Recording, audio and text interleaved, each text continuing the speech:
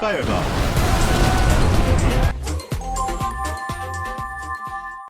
Hey everybody, and welcome to the Hangout Hut. I'm your host, Matt Bueller, and today I'm here to show you some Clash Royale gameplay. So I'm gonna show you a couple of replays today, but first I'm gonna go to my card collection because I see I have an eligible upgrade for the Archer. Currently have him at level 6, but let's up him up a bit to have him strengthen up. So now they're at level 7. And from that we get some coins and some XP as well. And now I'm just going to select a card or request. And card requests are really useful in the clan team thing. So let's go into our replay first. Here, our first replay is at Spell Valley. Of course, I give the thumbs up to my opponent. But excuse me, to my opponent. I give the thumbs up to my opponent. Okay, so I won't spoil the ending to you, but what you will see, I warn you, is definitely critical. So, bringing in some barbarians and minions in, and you can see he's using the bomb tower and the Tesla, my top 2 most hated defenses. And people say that the Expo is really OP, and even with the patch and all, like, people still are hating on them, but to me, it's not really a big deal. It's really nothing compared to the Tesla and the bomb tower, in my opinion. And I use the bomb tower myself as well because of how much hit points it has, and it can do splash damage on smaller troops like spear goblins or regular goblins, or also skeletons as well. It can't do damage to minions because they're in the air, but it's still useful for hit points to block the tower, and that's why I use the bomb tower as one of my 8 cards.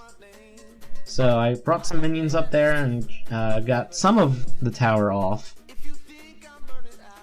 You can see he has a fireball up at the top. If you're playing a live raid, if you're playing a live battle, by the way, you can't see the cards that your opponent is using, so you really have to guess what his pattern is. So for instance, at the beginning you usually see the smaller troops, and then it builds up to the bigger troops. Now recently I've been using the giant skeleton, and the giant skeleton is really useful for 2 reasons. One, it's a good tank. I definitely choose it over the giant. So yeah, it's a really good tank. Like, even though the giant goes to defenses, the giant skeleton doesn't go to defenses first. Like, it goes to troops first. They could get rid of the troops that are in the way. And sometimes it's a hassle, but if you have like other spawner troops like in front, like if you put barbarians in the front, then you don't have to worry about as much, and the giant skeleton can go right to the tower. So here's the really crucial part about this replay, it's the fireball. And we can see we're in the last 10 seconds of the battle, and we can see he's bringing his giant and his witch behind him. And this is where I got scared, because I only had the bomb tower and goblins, and oh yeah, and the minions as well. But we can see,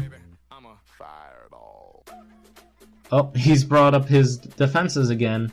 Really annoying. In a few seconds, you'll see the build-up of how he's trying to get back at me and all. So yeah, that's him deciding to bring his giant, and then his witch again right behind him. That's his little tactic there. But I brought in my giant skeleton again and barbarians, and now they're getting rid of the skeleton army. Look at that fireball! Only 1 hit point now. Like, I was so fortunate to still have my tower up at that time. And whew, thank goodness for overtime, because I might have lost from another fireball, of course, because if that fireball came up and around again, he would have gotten me. So that was some replay, wasn't it? Ah, my goodness. Alright, let's check out our second replay here, happening at Pekka's Playhouse. I was having a little bit of trophy troubles, a little bit. And actually this replay was from today. So, as I was playing today, I was having some trophy troubles, but now I'm gaining trophies again.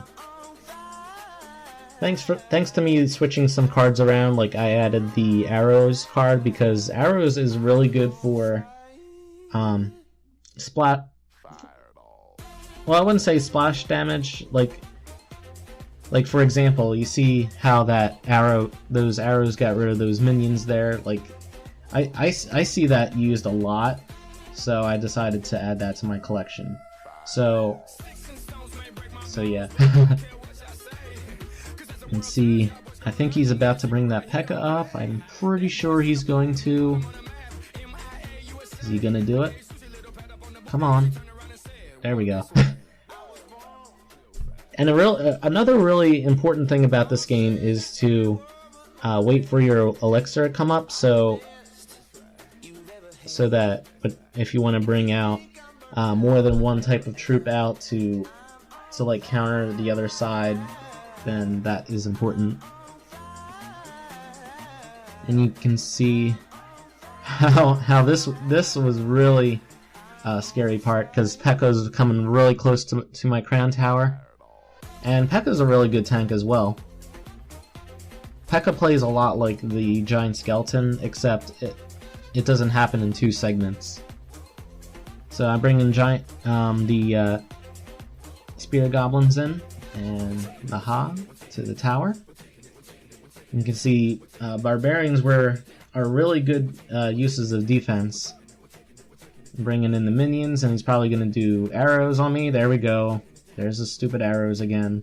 And yeah, that's why I just added to my collection. And wow, he brought his hog in, but I was able to use my barbarians to stop him.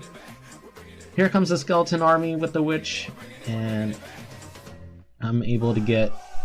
Wow, those fireballs came in at the same time. You can see he's trying to take out the witch now. And see, there's that's the second segment of the giant skeleton, that he turns into a bomb and creates a ginormous explosion that creates a lot of damage. It's pretty amazing, and you'll see how this was helpful in this battle for me to win. Oh my goodness, he has 3 different huge tanks on me. Barbarians, hogs, and even Pekka as well. But my minions were able to get rid of them. And that little mini Pekka as well. So here we are at the sudden death, and I have my giant skeleton coming in, closing in on the base. So close now, and that was a win. But see how close this end of the battle was. So I took a slow motion. Here's what happened in slow motion. There's the bomb about to explode, and there's the fireball about to come in. And this is what you're seeing right now is a still image of the moment when my bomb exploded versus where the opponent's fireball was, because my hit points on the bottom left was only at 36. So that was another close epic battle, and I surely was excited when I had one of this. So from here we'll wrap things up. Thank you all for visiting the hut today, and if you enjoyed this video, please leave a like to tell me I did a great job. As always, I'm willing to reply back to feedback, so be sure to comment down below. And to keep up to date with my videos, be sure to subscribe to my channel, as well as follow my Instagram account at hangout_hut to get in on the buzz. I will look forward to seeing you guys again at the hut real soon.